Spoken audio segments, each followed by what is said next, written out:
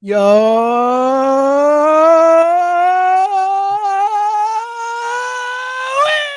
it is another edition of the High Hopes podcast. We're here to talk about the most important thing going on in Philadelphia sports right now. Josh Harrison back with the Phillies. In all seriousness, buddy, how you doing? In all seriousness, I mean, we are Phillies guys. We love the Phils, but like, how about Philadelphia sports, man? Like, we got to cover a World Series like 3 months ago, 4 months ago, and now we're covering a Super Bowl. And this is a really fun time, man. I'm feeling it. It's good.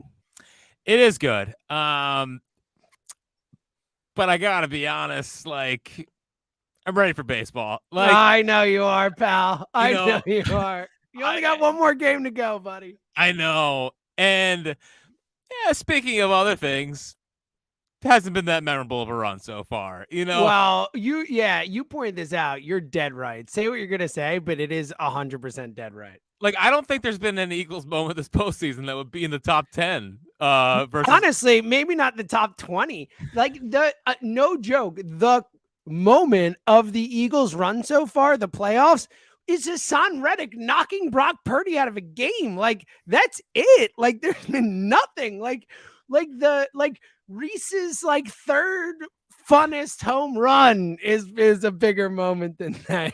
Without a doubt. Can we agree? Can we finally agree that football is boring? It's like it's once a week.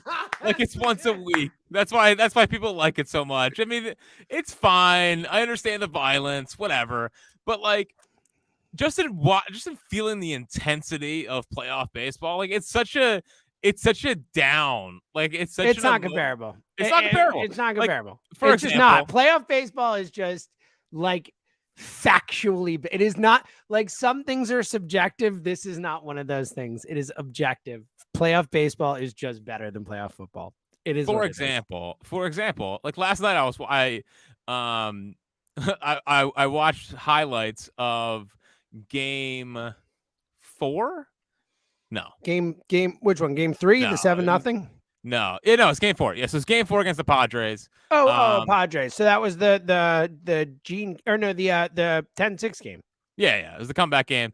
Yeah. And but someone on YouTube put together like they synced up all of LA and Fransky's calls during the game, so like I was able to hear them and also rewatch like 34 minutes of the best highlights of the game.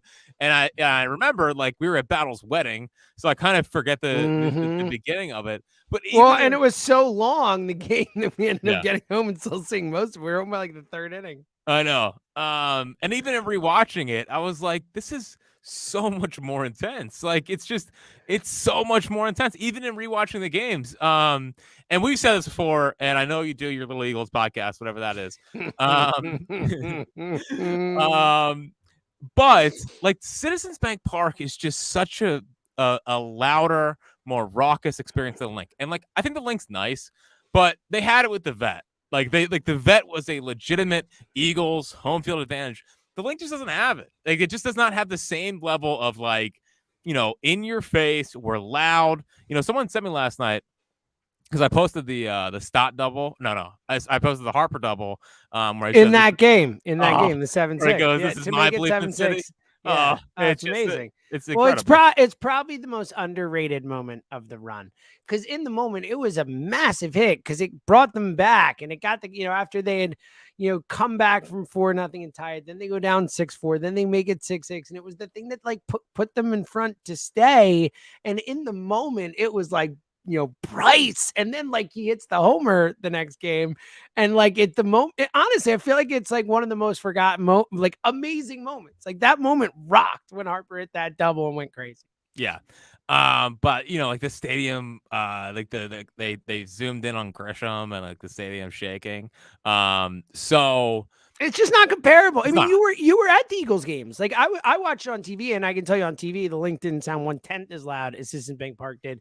But you were at the games. Like you can actually say you actually went to the Eagles playoff games. You were in both stadiums. Like I'm sure it wasn't close. And it's not an offense. I actually think the Eagles still, even though the Link is not built the right way or whatever it is, where it's like keeps that noise in like some other places.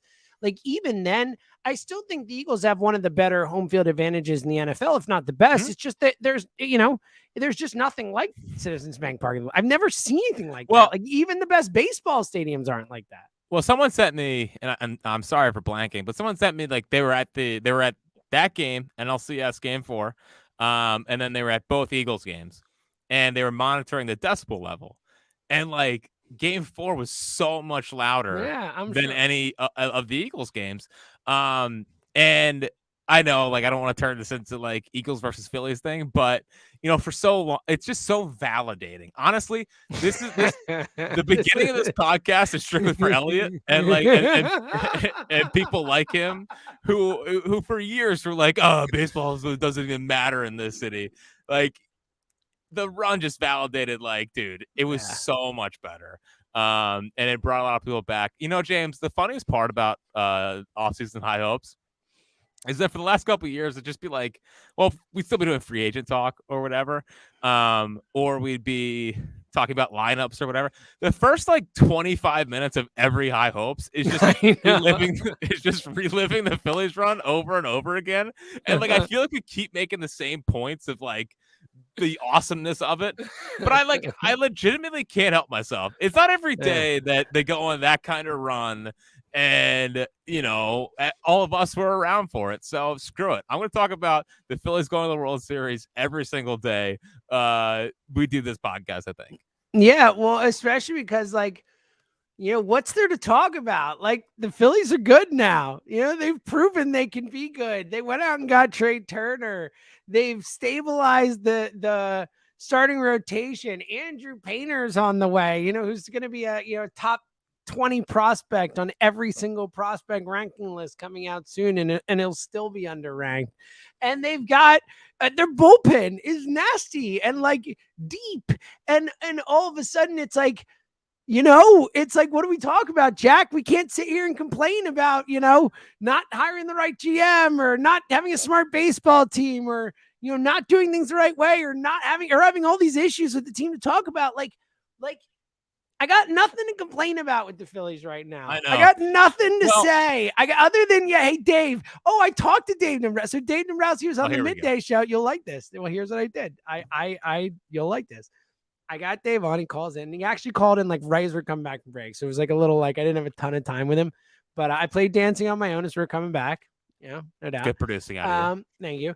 But I got him when I was like, Dave. I was like, it's like James Seltzer, WFBC. He's like, oh, Dave Dombrowski here. And he's such a nice guy. And I'm like, Dave, listen, I got to tell you. I'm like, first, Dave, you're going to be on with Jody Cameron, John Ritchie. I got to tell you. I'm like, Dave, thank you so much. The Phillies are my favorite team. Baseball is my favorite sport. And all we've wanted is a smart baseball team. Thank you. And he appreciated it, I think. Good. I said that exact phrase to him because I knew you'd appreciate it. Yes. And I knew high hopes. I swear on Zoe's life, I said to Dave Dombrowski, Dave, all we wanted here is a smart baseball team. Thank you for making it happen. Yeah. Like some version of that, whatever. So yes, there we go. And I just, I've genuinely had this feeling for the last, I don't know, 2 or 3 weeks, but it's going to be such a Phillies-Eagles town. Like, it's always an Eagles town. I understand that. But, like, the Phillies are so right in there.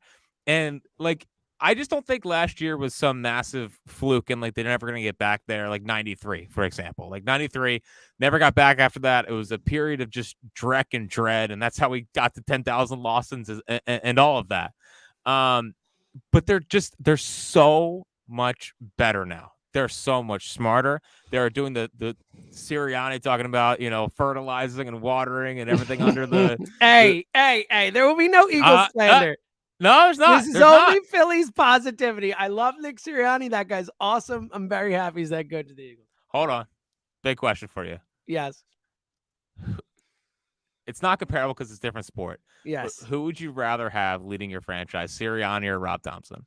That's a loaded. I think I have a very real answer for this. I just think that football coaches matter more. They matter more. Than baseball I agree. Coach. So I would say Nick Sirianni over. And I also do really think and I think Rob's great. And I actually think it's like a similar thing where Rob maybe does a little more passively, but cultivates a culture where it seems like everyone has fun and he makes players believe in themselves and he's real positive with guys and like kind of gets the best out of guys. And that's what Sirianni does. I mean, like, I know it's hokey and all that, but I love his, like he is whole like that. There's no bigger motivator than love and loving the guy next to you and not wanting to let him down. Like, yeah, Nick. Oh, here we go.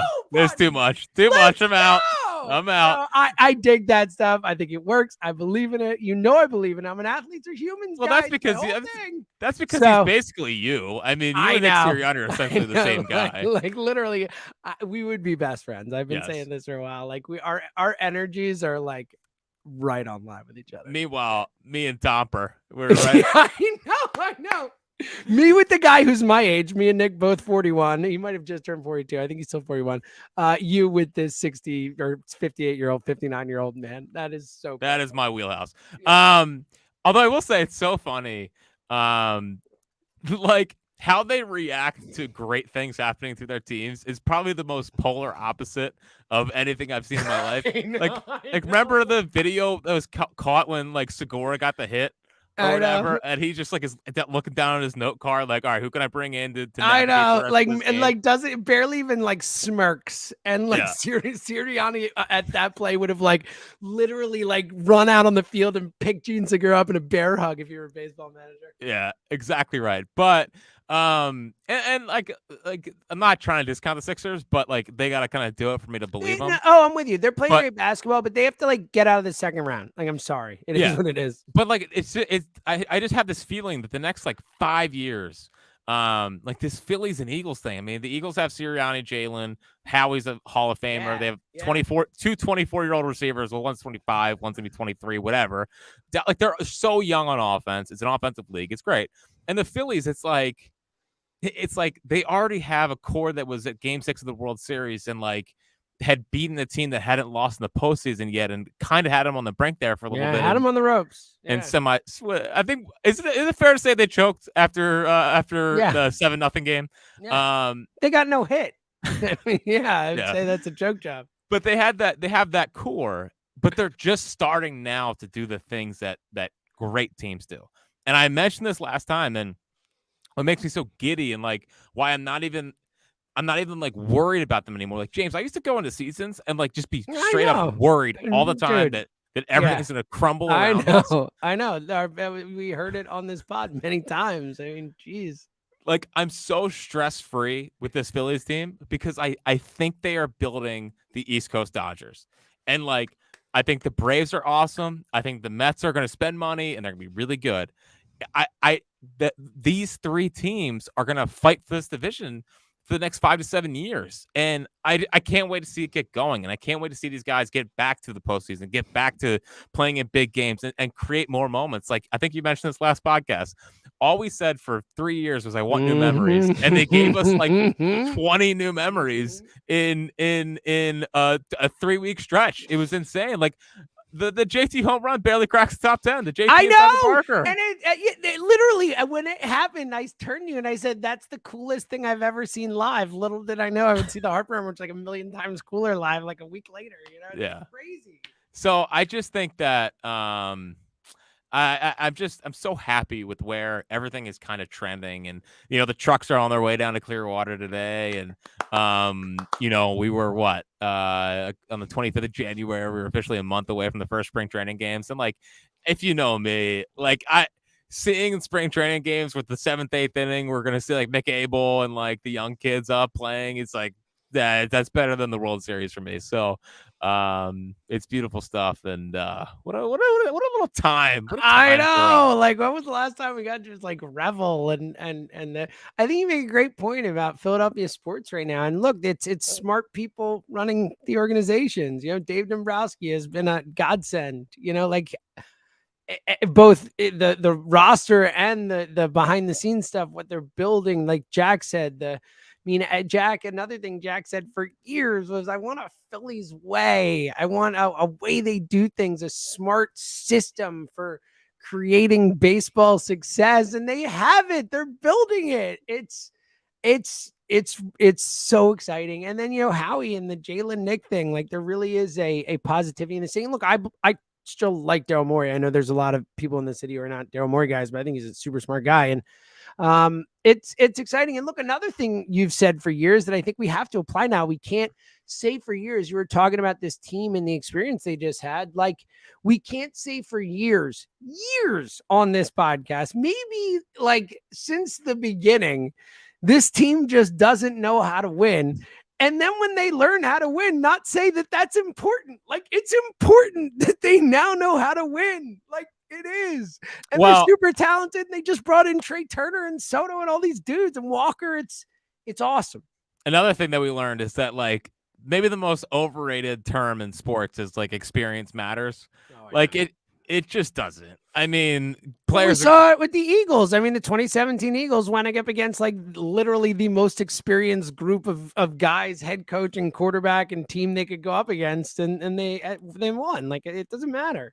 Yeah, it doesn't. And you know, as the season kind of plays out, you know, I'm just kind of I'm excited to see. I'm excited to head into a season where they made the World Series. That kind of weight's been lifted off their shoulders, and they can kind of just go out and play. You know, we talked at the end of the year. Like, they were just tight, and how they needed to just get in so that they don't have to worry about all this overwhelming, like, are you going to break the streak? Are you going to break the streak? Are you going to break the streak thing?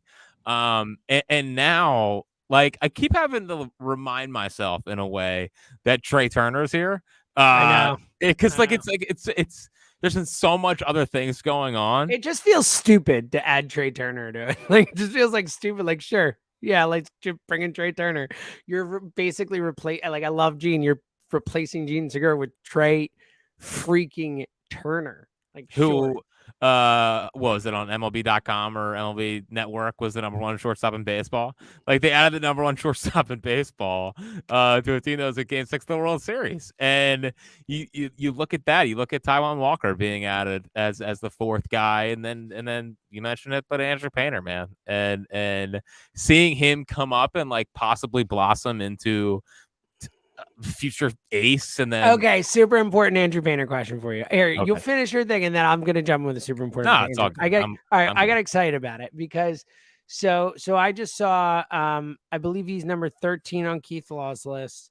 Friend of the podcast, or not friend of the podcast. Friend, yeah. I think I saw him at, I'm not sure. I saw him like top 12, something like that. I think on another list. Do you get excited when you see him that high, or does it bother you that he should be higher and he's not higher? How do you, as a prospect wonk that you are, and like a intaker of all these lists, I mean, consumer of all that, you love to see where all these guys are ranked. Like, let's say for the law one, Andrew Painter at 13. Is that like really cool that he's the 13th ranked prospect in the sport? Or is it like, yo, he's better than that? So twofold. One is that, like, welcome to opening your eyes. Of course, he's a better prospect than I think Grayson Rodriguez stinks. Like, I haven't seen it from him. Like, I don't like the mechanics. I don't like the stuff. I don't like any of it.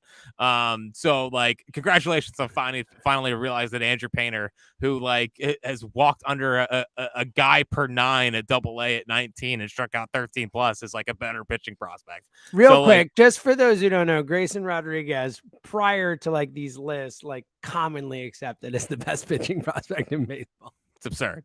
It's absurd. I'm sorry. It is. So, like, congratulations. I will say, like, it makes me happy. It does. But to be completely honest, like, it makes me happier than McAble's on them. Yeah, and then he's still like, I think it was at 77 on Laws. Because like, I expect Andrew Painter to be top 10 because he's like been talked about. He's starting to get buzz. Seeing Abel still thought of as in a high regard as good. And I saw, dude, Griff McGarry was at 51 on Baseball Prospectuses. 51? 51. So where was Abel on there? He had to be after 51, I would think, right? They have him ahead of Abel. I think he was ahead of Abel, but I forget. I don't have it in front of me. But like, you know, it's just so exciting that all three guys are generating massive buzz. But my other point, just to like lay my cards on the table, like, if it was a hitting prospect, I'd probably be a little bit more excited. Mm-hmm. Like they're just because pitching prospects just kind of, and this has been burned in fantasy baseball for like the last 10 years. Like Tell me about it, dude. I never get excited about pitching prospects now, like ever. So Yeah, the didn't fact that Forrest Whitley just get like picked up off like waivers by somebody? unfortunately, like I don't like And this guy was like the number one pitching prospect in baseball. it's Lucas Giolito's fault, frankly. It's Yeah. all Lucas Giolito's fault. He came around at least Eventually, and now he's gonna get non-tender. like Kopech, like then he's like had moments, but isn't good. You know, like it is such a crapshoot with these guys. Exactly. Like, such a crapshoot. So I've just been burned by it for so long that I'm like, I'm really excited. I can't wait. I think he's gonna be unbelievable here. But it's like, if it was a hitter, it'd be such a different story, because like hitters, I feel like just generally hit. It's so much easier to project him. It Correct. is. I will say, I really do believe that to your point, in playing over 20 years of fantasy baseball, and I'm in dynasty leagues, I've been in long-term keeper leagues, minor league spots, all that stuff, having done a lot, and not to your level. You're a sicko when it comes to knowing the minor leagues and all that. But I will say, like with Painter, just not even just partially from watching him, obviously, but really just from stats and looking at his profile and his resume, essentially, and all that, like it seems like as long as he stays healthy, he's going to be awesome. Like exactly. guys who do what he's been doing at the levels he's been doing him at the age he's been doing at, like they're usually pretty awesome. Like they're usually pretty awesome. Like for example, Jeff Pontes, who does prospect writing for Baseball America, he said he's the best pitching prospect he's ever seen. I mean, dude, like it's not crazy. It's not again, you pointed out, and it wasn't like a ton of innings, but the dude had like a 12.6 K per nine and a 0.6 walks per nine in Double-A at 19. Like you don't play in Double-A at 19 unless you're a freaking super. You don't even lace them up in Double-A at 19 unless you're like a superstar prospect. And this kid is like doing that. Like if he had like a 3 ERA at 19, or if he had like a, if he was striking out a batter per nine and walking 2 per nine at 19 in Double-A, I'd be like, wow, that's pretty damn good. Like, good for you, buddy. Like, it's insane what he's doing. Well, and to make it even, get the hype train going even more, like, I guess he just started like throwing to get ready for like spring training and stuff. So like, obviously you shut down your arm. Like I always shut down from October to about January. Basically the same thing as what Painter's probably doing. Yeah. I mean, I had to get back up to 82. One stud pitcher to another, Just guys talking baseball. Just baseball prospect to baseball prospect. I did have one email from the Cubs in high school, so it's absolutely no big deal to me. But I got offered to tour Union College's campus for football. Nice. You didn't want to go that route? No, I was never going to play. I was more like a friend of mine, a favorite of my coach. A courtesy invite. Who went to Union? Not a guy. But I guess like he's just originally started throwing bullpens in anticipation for spring training at Cressy. And if you don't know anything about Cressy, it's where they got Brian Kaplan from, who's like the director of pitcher development or whatever. So like the liaison in a way between the major league pitching stuff and the minor league pitching stuff. So, things that smart organizations do now. And apparently he was just like sitting 95 already, like just already sitting 95 from day one. And in looking at like photos, he's already jacked. So it's just he's the best pitcher. He's the best prospect the Phillies have had, I think, ever. I mean, I know Cole did the same thing. In my lifetime, this is the best one. I mean, he's better than Don Brown. It was, he's the best. Yeah, he's the best. He is the best prospect they've ever had. I also like that he was there for the playoff games and stuff. We saw him walking around like all that. Like I just like that's kind of, I like that he got exactly. It's like Reese is here and he's like, yeah, I spent my whole career and never heard anything and then obviously just saw it. Like he's like, from his minor league days now, like we never really did anything, got there. So he's always like, oh, it's probably not really real. Like, I don't believe this. Like Painter's coming up being like, I know what I could do. I know the kind of games I could pitch in. Like, that's cool. I think that's probably at least somewhat of a motivator. Well, and people forget that I did say to him, "Hey, this will be you next year." So You did. when he's standing on the mound in Game 6 and pitching the Phillies to a World Series title, just remember that one man again, like I just mentioned, pitcher to pitcher. Yep. We locked eyes, and I I locked said, us. Yep. yeah, and You had said, to, "Hey, and you're tall. You had to look up. oh Big well, dude. dude, he's massive. I mean, know. he That's my is point. huge. And Lanky's got it. It's good. He's got it all. So, yeah. So I gave him a whole like little motivational talk. And I look forward to when they're making the parade speech. I gave him when he's on the float and he's going down Broad Street and eventually gets back to Citizens Bank Park. He's like, "Hey, I was here last year."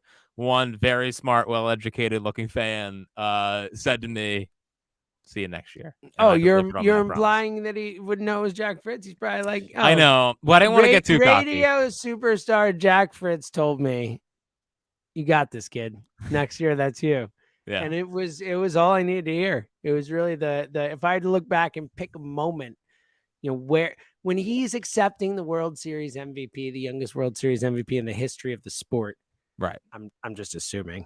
And he, hey, Andrew, can you believe it? Rookie season, you're here now accepting the World Series MVP. How did this happen?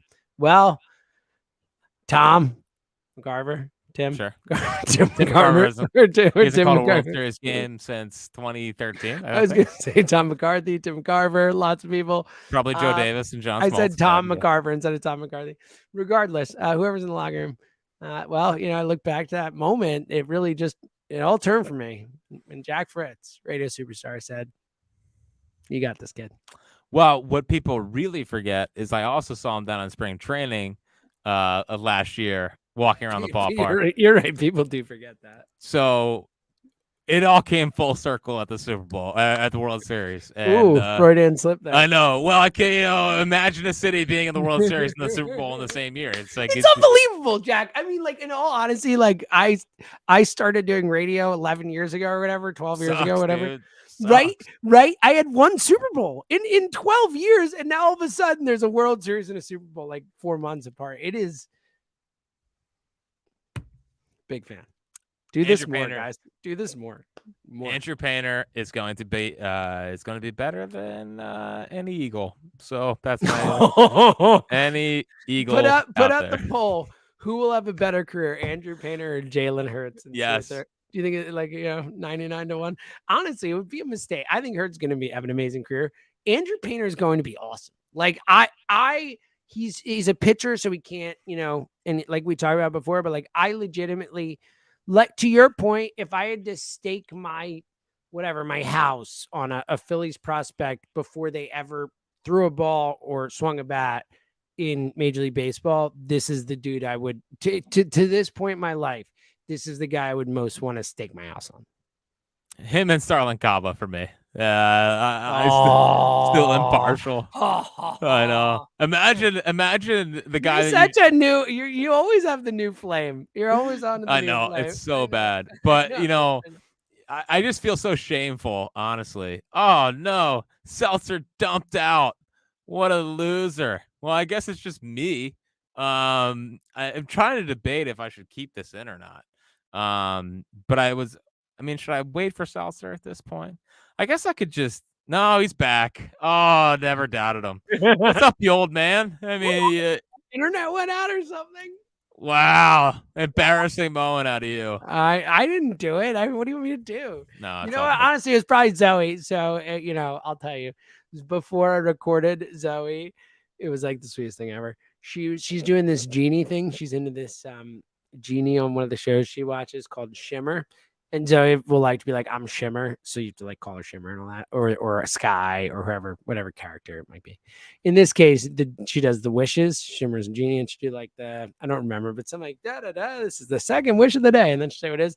She's like, I wish that daddy doesn't have to do work and then he can stay here in bed and not go to the podcast. And I was like, Zoe, you're killing me right now. Oh, that sucks. That's tough to leave. But then I was like, and then she was like, I wish Daddy can do his podcast. I think she felt bad that I gave her a guilt trip for it, but it was very sweet. It was I love that you sweet. have to guilt your own I know. 3-year-old She was daughter being- in doing a podcast. Well, not guilt her back. Yeah, she was being very sweet. 4 is a good age. I'm in on 4. Let me tell you, as for future baby boy Fritz down the road.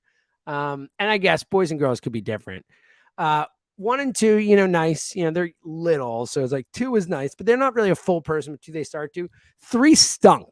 We called her a 3-nager, like just a little brat most of the time. 4, we're like 2 months into 4. Big fan of 4, dude. 4 has been great. Really enjoying 4. So for those wondering. I look forward to the 2027 Phillies. Yeah, there you go. And my 4-year-old. Yeah. Crap. What was I gonna say? Oh, well, speaking of, there was some like 6-year-old on TikTok today or on Instagram Reels that was hitting like tanks and they had like elite bat speed, and I was like, nah, I can't watch it. I can't watch it. I need to make sure that I keep the expectations low. After all, he's a Fritz. Let's hope for your sake, like Zoe, that your boy is a lefty, because it makes it easier. Let's just say.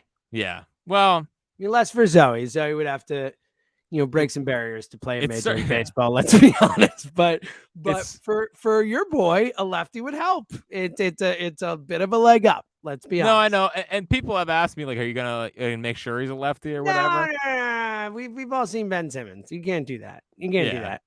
But you can hope you have a lefty. Again, she has nothing to do with just even not as her being a boy and for the sports of it all. Like when I found out, like you could tell pretty early, she would always like lead with her left hand and stuff like that. But when we were sure Zoe was lefty, it was one of the great days of my life. Like, it's so cool that she's lefty. It's one of the 5 coolest things about her. It's awesome. Yeah, I guess I just hate lefty athletes. You know what I mean? Like, what? Like they throw what? the football wrong. They shoot a basketball that's wrong. Because they're lefty quarterbacks. I agree. Outraged. I mean, they're kind of cool to look at, but they never looks right.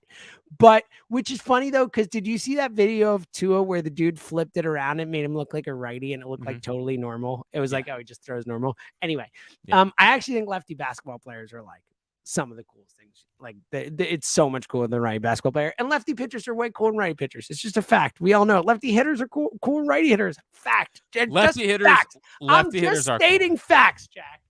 Lefty hitters are cooler. I wanted to ban left-hand relievers at one point last year, so it's hard. But they're still cooler looking. It just looks cooler. But like, let me just. I think there's nothing. I'm a big fan of a power right-handed pitcher. That's just this is your inherent bias, and you being a righty, and just admit it. You want your kid to be a lefty. It's okay. Please let Jack's boy be a lefty. I'm doing it for you. Well, great for you. I will say it's easier to go D1. What do you think I'm talking about? Here you go. It's for you're ahead of the game, man. Trying to save me some college fund money. So. I'm trying to get your kid to the majors, man. What are you trying to do? I thought that was what we were doing here. I already laid out my plan. That's what I'm saying. You're like talking about D1 scholarships. That should be like a given. I'm talking about the majors, bro. Extensive training. I want baby boy Fritz to not even have to choose, to actually have a choice where he's like, do I want a D1 scholarship or do I want to go to the team that just drafted me? That's my goal for baby boy Fritz, who, by the way, when he is 18, I will still be calling him baby boy Fritz. I just want you to know that, no matter what name you choose, baby boy Fritz. Because when we're doing this podcast and he's walking across the stage as a Philly, it's gonna be that's a future superstar. Yeah, it's a good point. It's a good point. So what kind of podcast title are we gonna come up for that one? I hope we're still doing the podcast. You know what I mean? Yeah, like, why wouldn't we be? I don't know. Even if it's just you and me hanging out somewhere and doing it, I feel like we'll do it. I know. Yeah, because like you never know, where it's all heading. When it comes to podcasts and stuff. Well, you think that the internet's gonna break or something? I have no idea. Look, we got you and I. If the world, goes analog again, we'll just sit with a tape recorder and we'll record ourselves talking, and then we'll make copies of the tapes. We'll mail them out to people, old school. I lived that, Jack. Okay, I lived in that world. That was never real. That was not real. Yeah, that was a real world. We used to mail each other tapes. That was a thing that happened. Mail each other tapes? Oh my! Just email it. just email it. I don't see any other way where that would make sense. So sounds miserable, buddy. But no, I tell you what, I play it off pretty cool, obviously, because that's what I do. I'm very calm. But I can't wait to be a dad, dude. I can't. I think it's gonna be so fun. I can't It's wait. the best. I can't wait to talk about it on this podcast. I can't wait to bring everyone into our little buddy's life, and hopefully everything goes well. So it'll go well. It's the single best thing in life. I was just talking about this yesterday or 2 days ago, where I was like, honestly, it's sometimes hard to function with how much you love your kid, where you're just like bursting with love, where you're like, how can I even like live life? Because like all I care about is this creature. It's the best thing in the world. Like it is. And then like seeing yourself in them and seeing them do, and then sadly, in Zoe's case, personality wise, being way too much of her dad. Let's be honest. She is a pistol. But it's awesome. And they look like you, and they do things you do, and they, have little mannerisms that you have, or that your dad had, or that your, whatever brother has. Like it's like, it's so funny because I always say it's such a unique experience, and it's not, because like most people do it, but to you yourself, it is a very unique feeling. It's something you've never felt or experienced before. That is very cool. Well, I mean? End of March, buddy. End of March. This whole thing is changing. So look at this, an opening day baby. How about it? You couldn't have planned it better. So every year your kid gets to get excited about their birthday and opening day around the same time. Like, this is magic. Well, and let's say if it happens on the same day, I mean, it's not the end of the world, but it'd be late, for example. But like I'm talking about just the general idea. Like, I know, to lead into baseball season with their birthday is magic. And like, this is going way too far into the old Fritz brain. But I'd be lying if I haven't like geeked out about the idea of like taking them out of school and like, hey, we're going to the game today. You know what I mean? But at the same time, like, I could also be working 2 to 6 at that point, so it wouldn't really work. I think I need a big life change, but you got some time for that, buddy. You got some time. So I don't want to spring something on you mid podcast.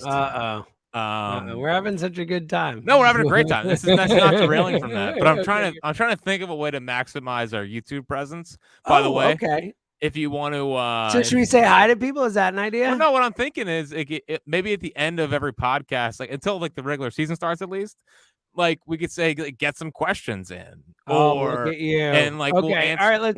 So right now, you're saying like the end of the pod, yeah. like, okay, yeah, like if you want to watch on YouTube, some questions. And so I did see a question before that I wanted to respond I know, to. and I think it's fun if we like kind of Let's interact. All right, so first of all the people comment. Hi, AJ, Ryan, Nate, David, Scott, Rotocod. What up, buddy? Brett, Jared. Mailing list is the new auto downloaders. Strawn, that's a dual pod fan. Appreciate you, my friend. Doug, I do. That's my people. My favorite people. Doug Kittrell.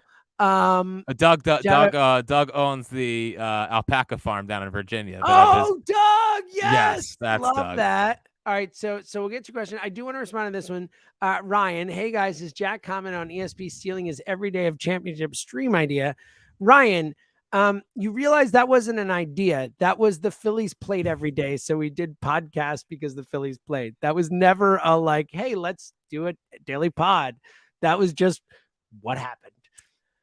So, but not to rain on this. This was actually, a separate thing with Go Birds. Where it's like, let's do pods every day because the Eagles are in the Super Bowl when they're not playing. So very different thing. But I appreciate the attempt to, stir controversy. Well, let me just first address this real quick. I will say, it seems like ESP has been trying to up his bit ideas. You know what I mean? And it feels like every little bit you guys do is pretty close to what we've done on High Hopes. Like it's. What do you on, you're the goat of bits. It's All right. pretty Do you close. know that? I mean, let's be honest. I mean, you do a bit every day on the radio. Did you come out with that out of the brilliance of your brain, or was Which that bit? like, I don't know, a radio thing that you do every day? I don't know. Do you do something every day or no? Well, some do say that life that life is a bit. You might as well live it. That's true. So, I mean, are you talking about the top 5 at 5? Obviously, yes. Yeah. No, I totally stole that. But but I mean, like, made it way better. Like, what other top 5 gets talked about? Like, can we just break the fourth wall here?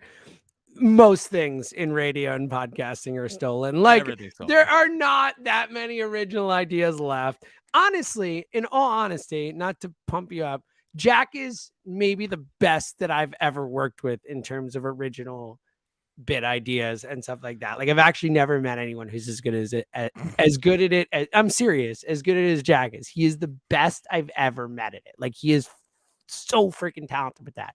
But most bits are stolen. Most bits are redone. Like, it just is what it is. We did totally steal merch. Hammer is the most popular show on the midday show. Like, that was my idea for the show. It's every other sports trivia thing. Stump the Schwab, this, the that. Like, it's the same thing. Like, we all do the same stuff. And full disclosure, we did steal emergency podcast from Spike. Of course. A Spike term. So, listen, a lot of things are stolen. Top 5 stolen. High Hopes though, totally original. That was yeah. No, I just like seeing if I can get Elliot tight. I know. If I can get which Elliot, he does. You does. can get him tight. Yeah, he's tight once in a while. He doesn't like certain things, and you have a tendency to poke those things. Nate Gardowski says, guess what? The Eagles are in the Super Bowl. How about talk about that? First and foremost, the Phillies signed Josh Harrison, and Happy Truck Day is the title of this YouTube that you're watching. Second of all, in all honesty, any true High Hopes fan listening, which Nate, glad to have you. I'm guessing you're not like a legit.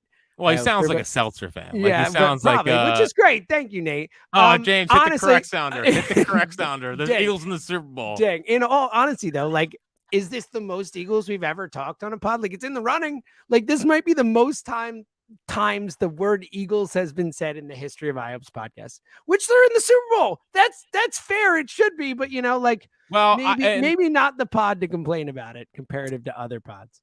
Well, and I like trying to find little cross sport things to where, like, and I have been thinking, because I have to think about the Eagles every single day of my life. Like, I've been thinking about the trajectory of both franchises and where they're kind of going, and it's just like, because I bits aside, I do love the Eagles. Yes, you're an Eagles fan, and it's guess just what? We're 4 for 4. We love all our teams here. 3 for 4. I mean, 3 for 4. I mean, the other, do they exist anymore? But that's the one thing. Ike and I were talking about this the other day, and I was like, why is it so bad that I like the Phillies more than the Eagles? Like, why is that such like an offensive thing? Like, because for years people are told like the Eagles are the only thing that matters, and it's like, yeah, like I agree, but they're also once a week. You know what I mean? Like, the Phillies are. It's much more a commitment to like the Phillies. I always appreciated the way the camera went about, like, and it's almost like to the point where it's like, he's almost annoying about how he does it, but like, he won't even answer questions on the air about like, who would you like to see win the next title in Philly, or which Philly team do you has your favorite? Like, he won't pit the teams against each other. Like, he hates it. He's always like, I like all 4 teams equally. Like, sorry, that's how I feel. And whether that's true or not, like, that's always been his kind of message, and I've always appreciated that, because like, yeah, we all have our favorite teams and stuff, but we all love Philadelphia sports. It's okay to be a fan of all of these teams. Well, and look, one of the cool things about these runs has been seeing all the teams like love each other, and like all these players, James Harden at both events, Embiid at the Phillies, all these guys, Brandon Graham, Jason Kelsey, like Phillies players at that stuff. Like, it's all awesome.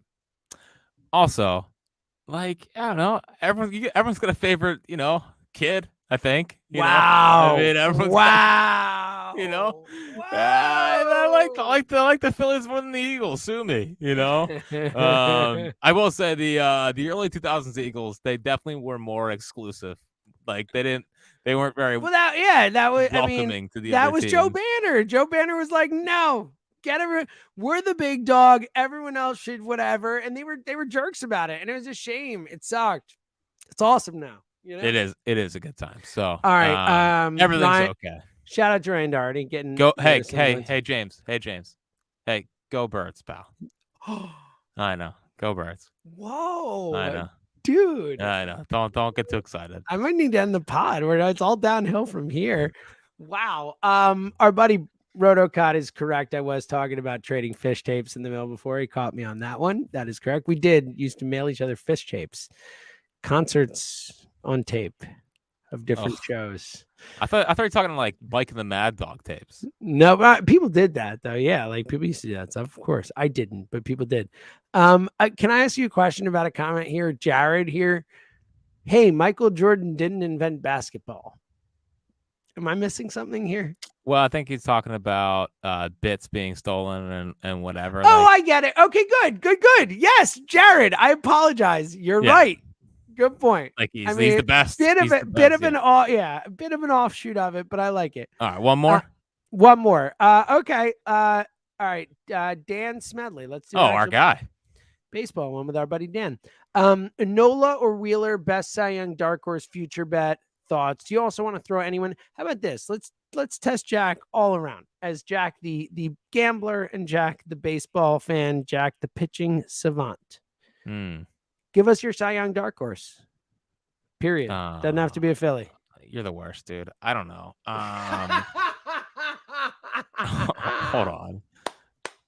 Yeah, you're the worst. I really don't. Because last year I had Rodon before everyone. Well, sort of before everyone else. Which is close. I know. I wasted $5 on that because you told me to. Yeah, but did you cash out? No, I should have. Yeah, were there good cash odds? Yeah, I don't. I had like 10. I cashed out at like 80. I don't. Whoa, really? God, you're good. I'm not good. Well, I'm not. Thanks, Jared. Jack, you were right. I was wrong. Sorry, Jared. I apologize. I hope this someday to make it up to you. Oh man, I feel like there's one that I'm missing. Well, first off, I take Luis Castillo in the AL. On my keeper team, and he's in that ballpark. See, that's a good one. I just asked for one. Boom, you nailed it. I know, but in talking about how about Patrick Corbin? Just kidding. Yeah, at least he's still only owed like $100 million or whatever it is. I think that Nola and Wheeler are going to honestly, kind of not pitch enough to be. That was my exact thought. Because I think if they're smart, you can't like the times have changed now. Like 2 years ago, you needed to pitch Wheeler into the ground because he's your only like stopper to try to get in the playoffs. Last year, they shut him down for a month in the middle of the year. Whatever. This year, we talked about it a lot, but I think they need to manage those innings as best as they can. So, like if neither pitches more than 170 innings in the regular season, I'll be happy. I think 170 should be their cutoff, which leaves them about 30 plus heading into the postseason. So that's my answer. I don't think any are really going to be Cy Young contenders. But have you also noticed with Nola that there's like people are starting to make like the Hall of Fame case for him? No, I did notice that. It's already all I've heard is the sign room extension case that people make. People are making that. I mean, look, I mean, he'd need to do this for a lot longer. But like he's always been numbers have been a little bit better than the feel like when you watch Aaron Nola for a season, you don't feel like his numbers are quite as good at the end of the year. And you're here, oh, he's second in F4 or whatever. And you're like, he's this and that. And it's like, really? Like he's good. But like, I never felt like he was one of the 5 best pitchers in the sport this year, Yeah. Well, and I think his, I think the amount of innings he pitches adds a lot to that because he's a workhorse. Yeah. And it's honestly shocking given the amount of like torque that he puts on his elbow. Like yeah, dude, I guarantee you, if someone goes back, 5 years in the High Hopes, 4 years, whatever, in the High Hopes pod, don't do this, anyone. But if they went back in the archives or whatever, like you used to say this. You've talked about this years in the past, and it's almost become something we forgot about. But you've talked about the torque on the elbow and how that makes you nervous. Like I remember these conversations years ago. Well, it's because it's like not how it's totally like the elbow is literally so exposed in the pitching motion because it goes out in front of the rest of the arm and it turns into like a rubber band effect in a way. And that's how he gets such good movement on this stuff sometimes in the curveball and whatnot. But like it's not really how it's supposed to work. So, and I Like guess a real rubber arm. Like that's like a phrase you used to hear all the time. He like kind of really has a rubber arm. well, it's also I guess and this is where I disagree with so many people with the whole like you got to shut guys down and whatnot. But I think part of the Nola thing is like his body is just adjusted to it, you know.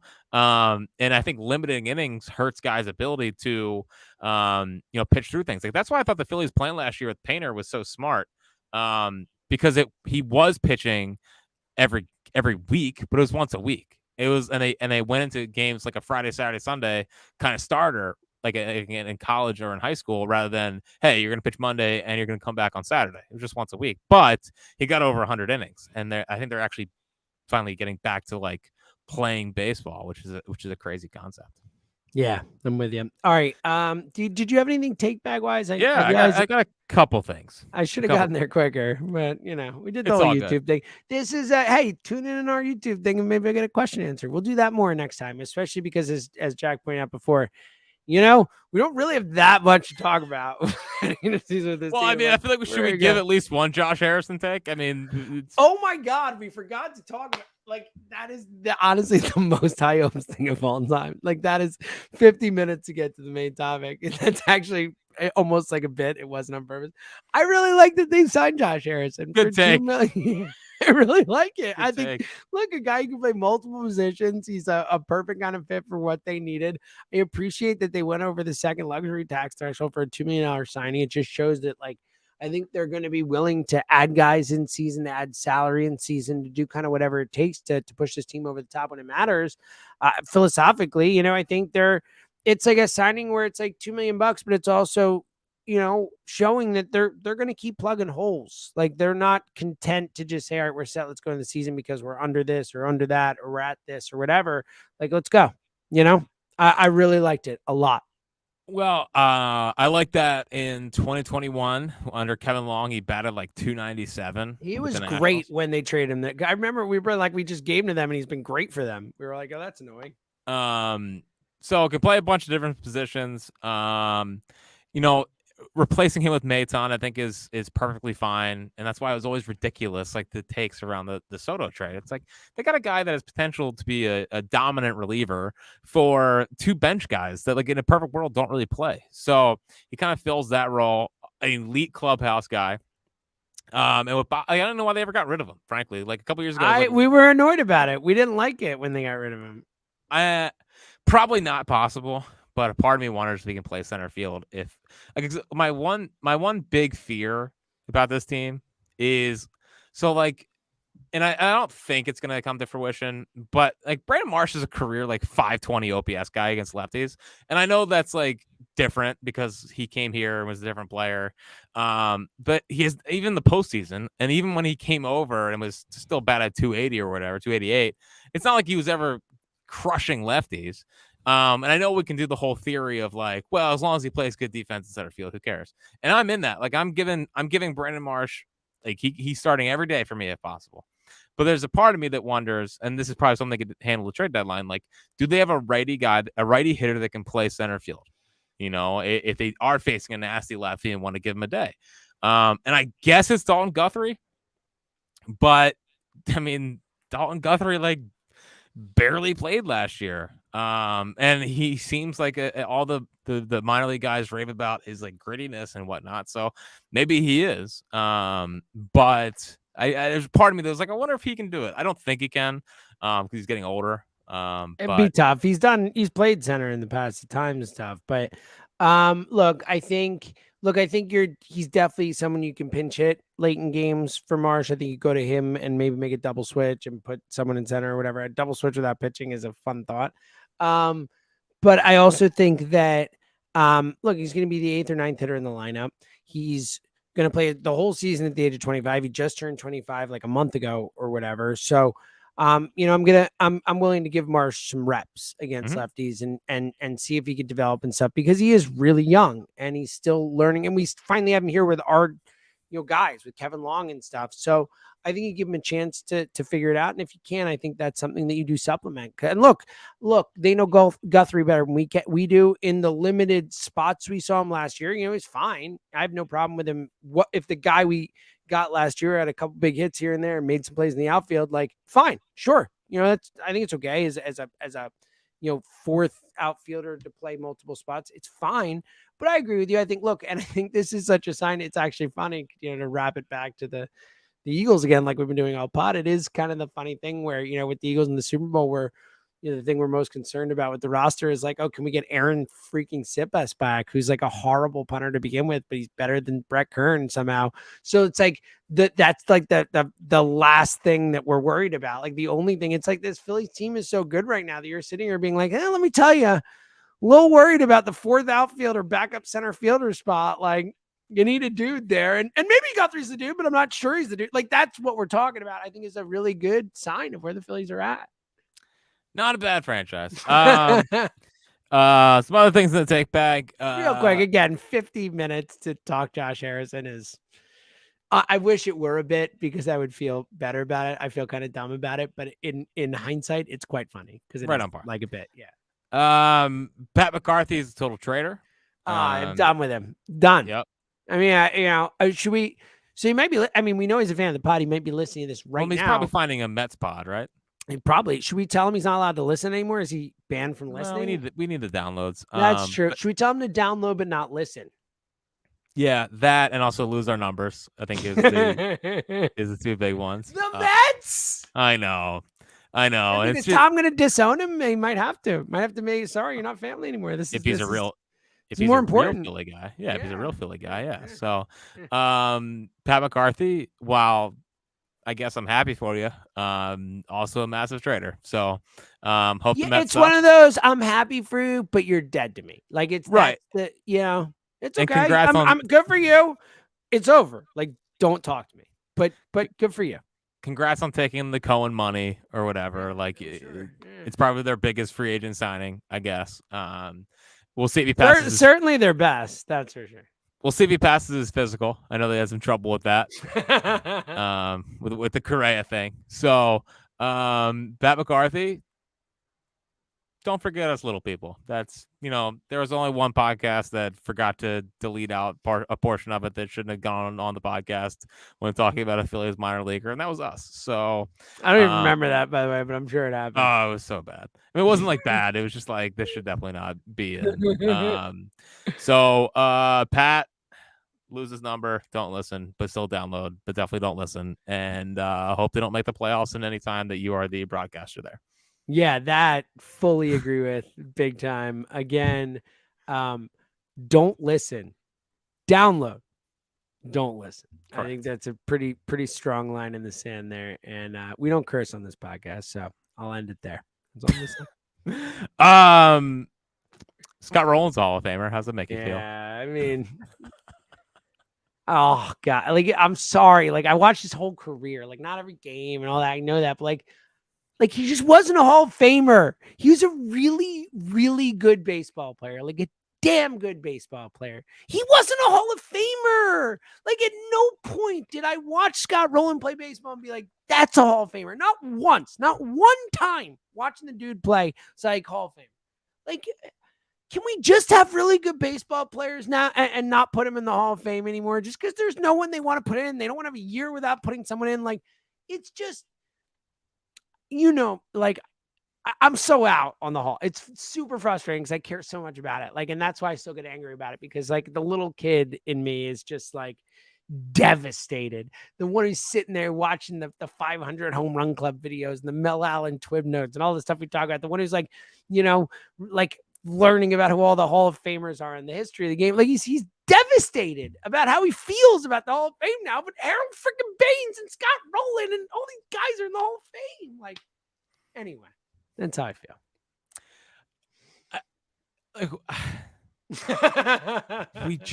We don't have to make it so hard.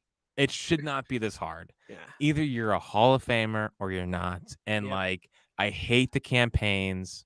I hate having to use war. Like, I think that Hall of Fame standards are obviously changing.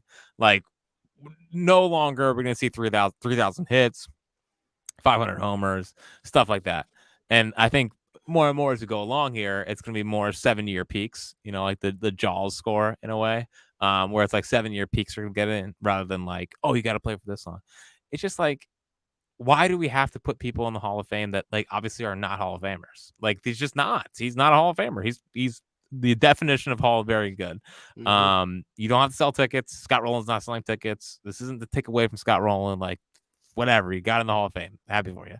But like it's such a down, like it's such a not Hall of Fame thing to do. And the fact that he's in, like the players on the ballot that were like 10 times better aren't in, it's just like it's such a joke.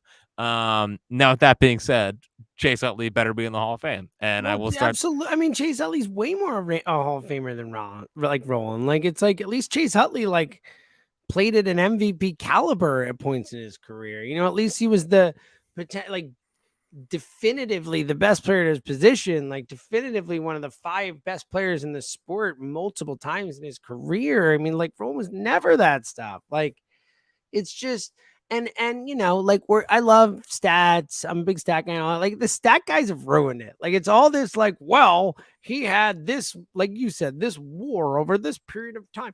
Oh, look, only 3 players have had these numbers. It's like, I don't care, man. Like I saw, he just wasn't a Hall of Famer. I'm sorry. There's no amount of numbers and stats that you can throw in my face. It's going to be like, oh yeah, maybe I guess he was. So annoying. Agreed. Scott Rowland, congrats, but no, not a Hall of Famer. And yes, the stat people have ruined Hall of Fame arguments. Just use your eyes. Yep. And use the old school stats. Sorry, just use them. Yeah, I'm with you, man. I'm with you. I don't know how we went over an hour for this, but it's like honestly amazing. I love talking to you. I think that's really all it is. Because there really has been nothing that we took 50 minutes to get to Josh Harrison. What did we talk about? I don't know. It's been great. Yeah. And look, you're going to the Super Bowl next week, so we won't do a pod next week. So, it might be too much football for me, so maybe I'll have to take a break. Yeah. Well, I've got events like 5 nights next week, and it's Super Bowl week, buddy. You gotta do what we gotta do. You know what I'm saying? Yep. So if we don't talk to you, I guess I hope the Eagles win. He does. He really just does. Remember, just remember, if not, baseball season's right around the corner. There it is. And everything will go back. The world can go back to being happy. So don't get too down if they lose to Mahomes and Andy. It's whatever. It's basically just another game. Philly season's coming. I'll give you a good one. So one more Zoe thing before we leave us, as I'm queuing it up for when you start talking about Baby Boy Fritz all the time on this pod. Before we came down here, when we were doing the whole, during the pod thing, she was asking me for wishes so she could do the genie thing. And one of the wishes I said, because I know she likes to go like, or whatever with her mouth. That was my mouth for those listening to the audio pod. She likes to make like, fart noise with her mouth. And I was like, I wish for Zoe to make a fart noise with her mouth. She did the whole thing. Second wish of the day. And she goes, fart. And I died laughing. And it was maybe the funniest thing that ever happened. Pretty good bit. That's good. It was a good bit. That's like way too quick-witted for a beyond her years. I was very impressed. So I'll leave you with that. Very quick-witted. All right. We'll be back after the Eagles win the Super Bowl, talking about Phillies season. They're gonna win. It's all good. And then we're gonna talk about the Phillies and the quest for a World Series, which they're gonna win also, because Philly is the new Boston. Let's go, Jack. He's Fritz. I'm Seltzer. We'll see you later.